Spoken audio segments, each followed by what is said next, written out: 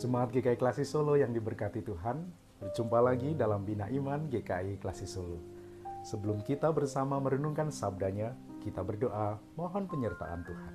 Mari berdoa.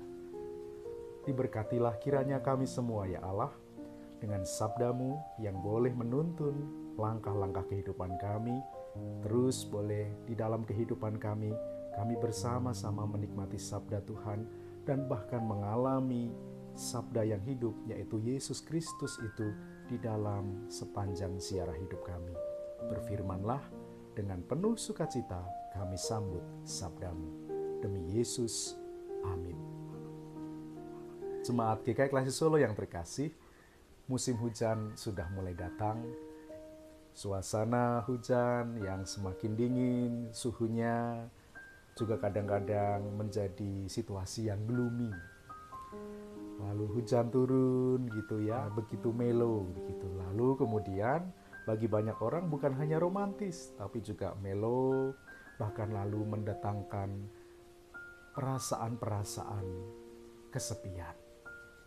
Nah, teks kita hari ini mempercakapkan tentang orang yang juga mengalami kesepian dalam hidupnya, karena tentu saja bukan karena hujan, tetapi karena perjalanan hidupnya dan karena pengalaman kehidupannya.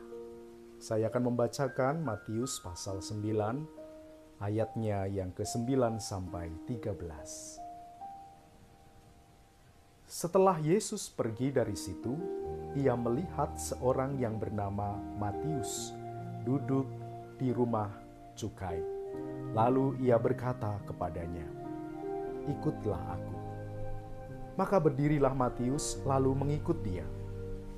Kemudian ketika Yesus makan di rumah Matius, datanglah banyak pemungut cukai dan orang berdosa dan makan bersama-sama dengan dia dan murid-muridnya.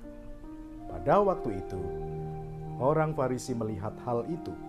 Berkatalah mereka kepada murid-murid Yesus, "Mengapa gurumu makan bersama-sama dengan pemungut cukai dan orang berdosa?"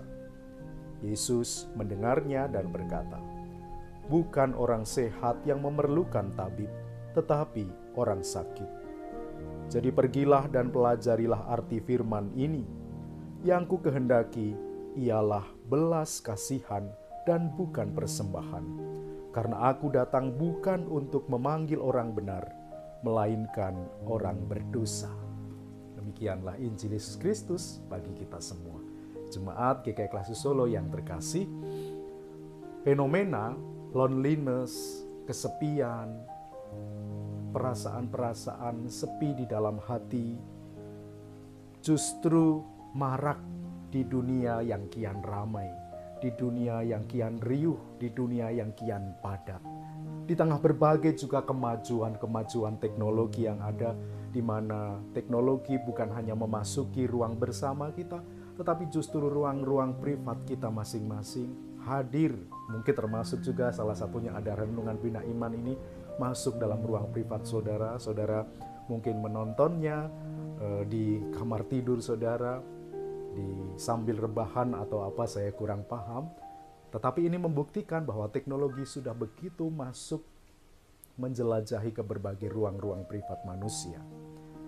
Dan semua kemajuan, kehebohan itu ternyata tidak justru membuat manusia semakin terjawab kebutuhannya. Tetapi ada satu sisi yang kurang, ada sisi yang kosong.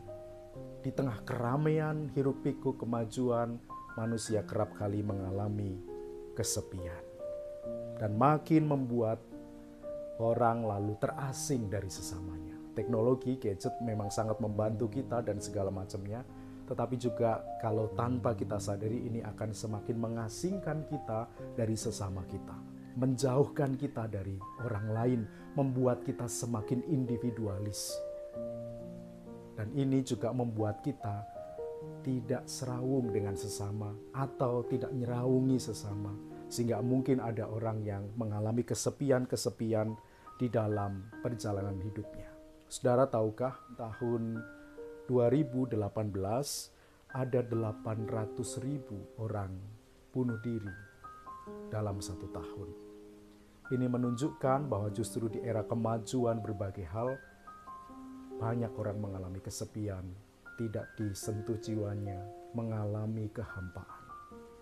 Yesus ribuan tahun yang lalu mengajarkan kepada murid-muridnya dan juga mengajarkan kepada kita sekarang untuk hadir di tengah berbagai perasaan sepi dan membutuhkan disapa yang mungkin dialami oleh orang-orang yang terkucilkan atau terpinggirkan. Bacaan Injil kita pada saat ini menunjukkan betapa di dalam karyanya Yesus memasuki ruang-ruang personal mereka yang disapanya. Ruang-ruang privat mereka yang mengalami putus asa, yang berdosa, yang kesepian, yang sakit, yang dijauhi, yang dikucilkan, yang disepelekan. Dan lalu kemudian Yesus hadir menjadi sahabat bagi mereka, merangkul mereka, menyahabati dan menjadi teman seperjalanan bagi mereka. Injil pada saat ini mengatakan itu. Ada seorang yang memungut cukai bernama Matius. Yesus menemani Matius, seorang pemungut cukai yang dianggap sebagai pekerjaan yang paling hina karena ia bekerja pada pemerintah penjajah Roma dan menarik cukai atau pajak kawan sebangsanya sendiri. Matius begitu dibenci sebagai pemungut cukai, dijauhi, tidak punya teman. Dan dalam proses itulah Yesus justru hadir dan memberikan kasih dan persahabatannya.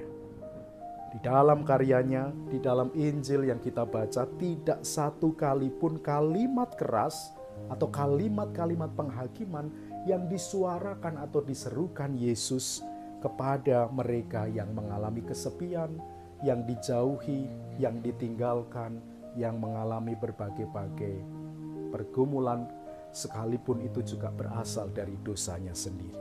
Tidak sekalipun kalimat keras atau penghakiman, tetapi penerimaan.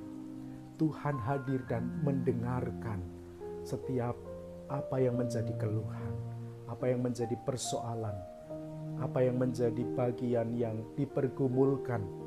Yesus mendengarkan, bukan menghakimi. Dia memulihkan, bukan hanya secara fisik, tetapi juga memulihkan martabat, harga diri di hadapan semua orang. Matius yang ditemani itu dipulihkan martabatnya. Dia mau mengatakan, Yesus mau mengatakan kepada semua orang berhak dikasihi, semua orang berhak dicintai. Nah, maka di dalam ruang-ruang kehidupan kita juga sebagai keluarga, gereja, juga kita perlu hadir untuk tidak hanya didengarkan terus-menerus, tetapi juga kita mendengarkan tanpa penghakiman, mendengarkan tanpa tuduhan, mendengarkan tanpa kemudian menuding. Ini yang dikerjakan dan ingin supaya Yesus kerjakan dalam kehidupan kita. Mendengarkan tanpa penghakiman, menemani siapa saja di dalam gumul juang mereka yang sedang berbeban dan mengalami kesepian. Dihadirkanlah kiranya bagi mereka semua melalui kita, ruang-ruang yang membuat mereka menjadi nyaman dan menghadirkan kasih-kasih persahabatan. Yesus menyerukan kepada kita dan semua orang, dan kita diajak untuk menyerukan hal yang sama. Bahwa kita semua, bahwa kamu, bahwa engkau berharga di mata Tuhan. Engkau pun berharga di mataku. Tuhan mengasihimu. Aku pun juga mengasihimu. Dalam keberhargaan diri inilah kita dipanggil untuk terus menyahabati sesama, memulihkan relasi-relasi, dan menghadirkan sukacita di tengah berbagai dinamika yang ada. Tuhan memberkati kita untuk terus hadir memulihkan, untuk terus hadir menyembuhkan, untuk terus hadir membawa kelegaan, menerima tanpa penghakiman. Dan sebagaimana yang Kristus kerjakan, Tuhan memberkati kita dengan kasih persahabatan. Amin.